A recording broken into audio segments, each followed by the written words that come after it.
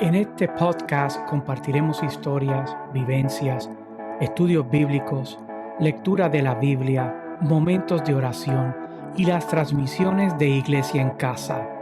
Comencemos con el episodio de hoy. Bienvenidos a una nueva transmisión más de Iglesia en Casa, llegando hasta donde tú te encuentras. Este es el pastor Juan Carlos Vázquez de Iglesia en Casa y quiero agradecerte por tu sintonía, ya que seas que nos estás viendo en vivo y en directo o luego durante algún momento. También quiero aprovechar y saludar a aquellas personas que nos escuchan a través del podcast, debo decir. Te recuerdo que estamos en audio en todas las plataformas de podcast bajo Pastor Juan Carlos Vázquez, además de todas las redes sociales: Facebook, Instagram, YouTube, Twitch, Twitter, TikTok, y espero que no se me quede ninguna. Estamos en las redes sociales y te invito también a que visites nuestra página iglesiaencasa.org, para más información de dónde estamos y lo que nos encontramos haciendo. Así que, hablando de eso, nos gustaría orar por tus peticiones, así que nos puedes dejar tu petición en la sección de comentarios de esta transmisión, también visitando el enlace de iglesiaencasa.org/oración.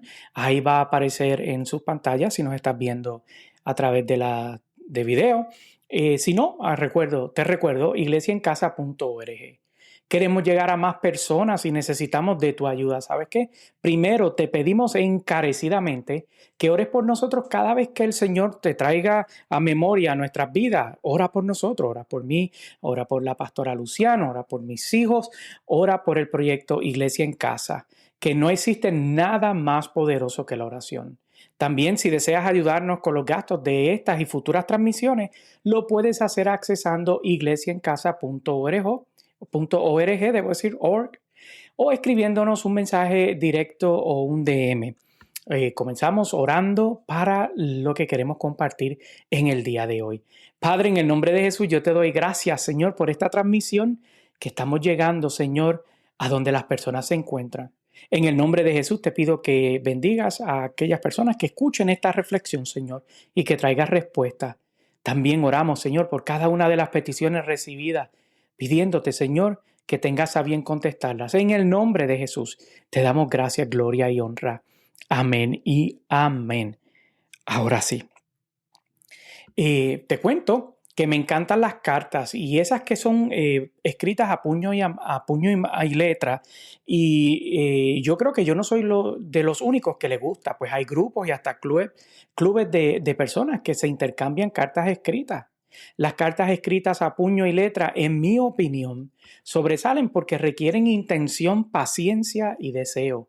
Ver la caligrafía de las personas, algunas se entienden mejor que otras, pero de las personas que escriben, la caligrafía de las personas que escriben revela detalles sobre esa persona. Por cierto, si nos quieres escribir una carta, lo puedes hacer. Déjeme poner aquí la dirección en pantalla. Ay, santo, déjeme ver. Creo que lo tengo por aquí. ¿Dónde nos pueden escribir? Sí, lo tengo aquí. Dice: Iglesia en Casa, P.O. Box 81, Sedalia, NC, North Carolina, 27342. O también lo puedes hacer a info@iglesiaencasa.org. Lo repito, Iglesia en Casa, P.O. Box 81, Sedalia, North Carolina, 27342, o info@iglesiaencasa.org. Y continuando hablando de cartas, recibir una carta viene cargado de incertidumbre sobre aquello que el autor quiere dejarnos saber. Y la Biblia está llena de cartas y otros libros dirigidos a personas, grupos, naciones, comunidades de fe, localizadas en distintos lugares y en distintos puntos de la historia, y a otros destinatarios. Un dato curioso es que en el Nuevo Testamento encontramos que Teófilo fue recipiente de al menos dos libros que fueron escritos. Uno fue el Evangelio según San Lucas y el otro el libro de Hechos.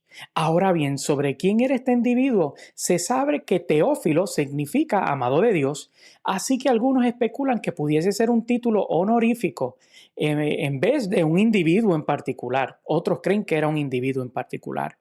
Otros creen que pudo ser un oficial romano y otros creen que pudo haber sido el abogado de Pablo durante su juicio en Roma.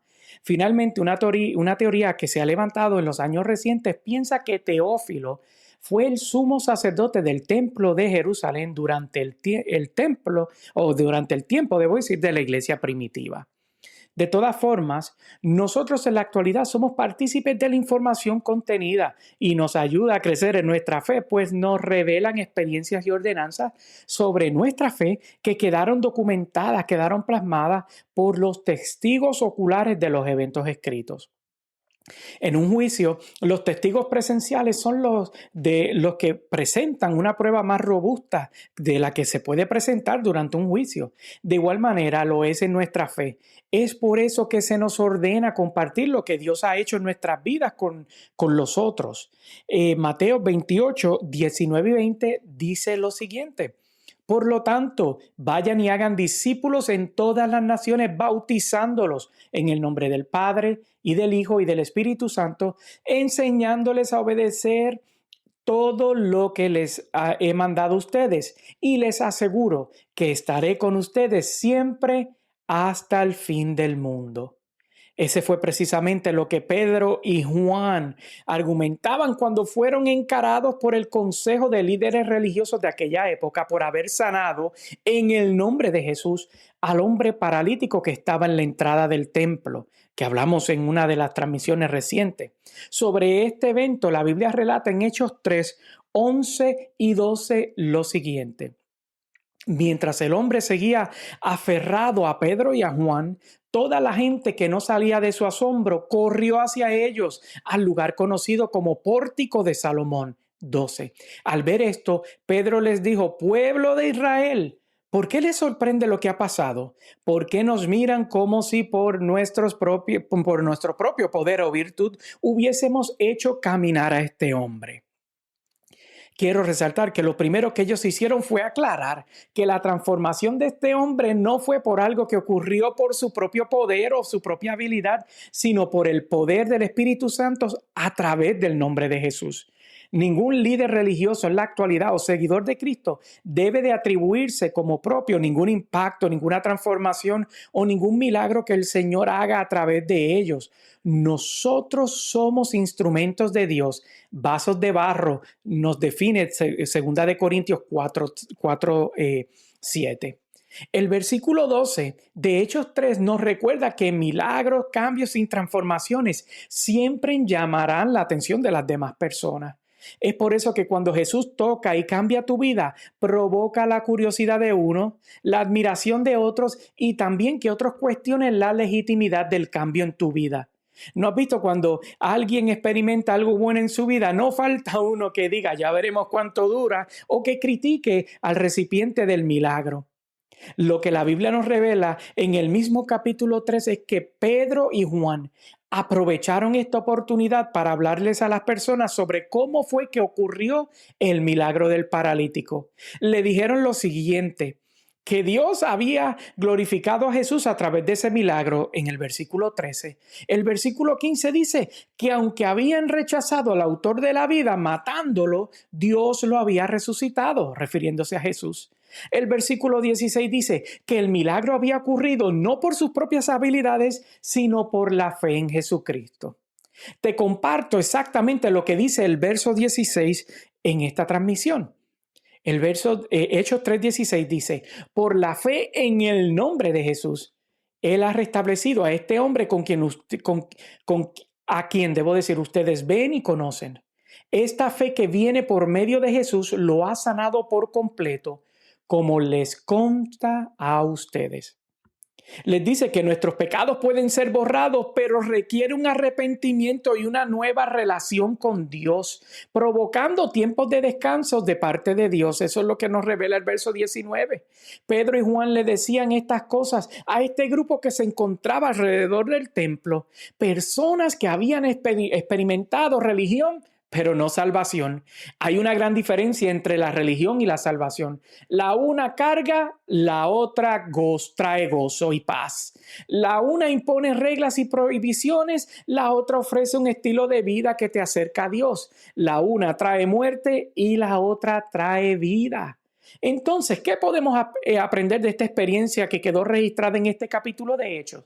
Que podemos ser recipientes de milagros de parte de Dios, que debemos de compartir con otros lo que Dios está haciendo en nuestras vidas, que nuestros milagros no son solo para nosotros, sino que serán un instrumento que Dios usará para que otros se acerquen a Él. Que la fe en Jesús es necesaria para que Dios se manifieste en nuestras crisis y problemas. Que nuestros pecados pueden ser perdonados y borrados si nos arrepentimos y nos volvemos a Dios. Un milagro abrió la puerta para que una multitud que necesitaba a Dios lo encontrase. Un milagro como el tuyo. Y la verdad es que estamos tentados a enfocarnos en lo que no tenemos en vez de celebrar aquello que nos ha sido dado. Si tienes vida, eres portador del mayor milagro que todos podemos recibir. Después de todo, 39 millones de espermatozoides, de 39 millones de espermatozoides, tú ganaste la carrera y llegaste a fecundar el óvulo. No está nada mal para una carrera tan reñida como esa. Así que te invito a recibir ánimo si estás en la espera de un milagro. Si ya recibiste un milagro, no dejes de compartir lo que Dios ha hecho en ti, pues tú eres un vaso de barro que Dios quiere usar. Si somos testigos de un milagro en otros, entonces aprendamos sobre cómo la bendición de otros nos puede acercar a Dios. Recuerda que tu vida no es otra cosa que una carta milagrosa para con otros. ¿Me acompañas a orar? Padre, en el nombre de Jesús, yo te doy gracias por esta palabra, Señor, que nos recuerda quiénes somos en ti, Señor.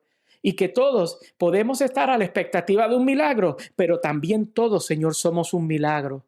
En el nombre de Jesús, yo te pido, Padre, por cada persona que escuche esta palabra, que reciba fuerzas, que reciba ánimo y reciba dirección. Gracias, Jesús. Amén y amén. Te recuerdo que este fue el pastor Juan Carlos de Iglesia en Casa. Así que nos vemos en una próxima transmisión. Sean todos bendecidos.